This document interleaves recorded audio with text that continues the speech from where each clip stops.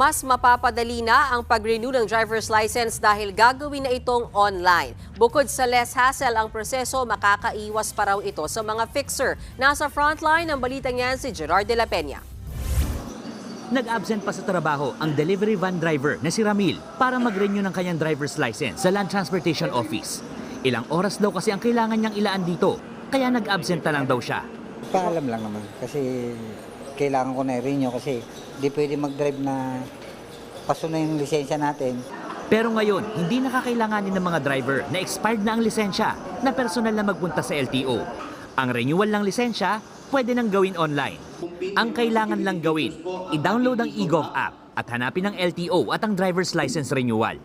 I-upload ang larawan ng lumang driver's license, resulta ng medical examination at litratong gagamitin sa lisensya. Hindi na rin problema ang pirma dahil pwede na rin itong gawin sa app. Maaari din itong bayaran sa e-wallet o mga online banking account. Paano naman makukuha ang renewed na lisensya? May dalawang opsyon ang mga motorista. Pwede itong pick upin sa mga opisina ng LTO o ipa-deliver sa address na ibibigay ng may-ari ng lisensya. Dahil automated na ang sistema, goodbye fixer na rin daw ng mataas maningil. Sa ngayon ay renewal ng driver's license pa lang ang pwedeng gawin online. Pero sa mga susunod na buwan ay pwede na rin daw ang application para sa mga unang beses pa lang magkakaroon ng lisensya. At gayon din ang renewal ng rehistro ng mga sasakyan. Ang message namin sa mga fixer, simple lang, maghanap na kayo ng ibang racket. Huwag nyo nang pagkakitaan yung mga kababayan natin.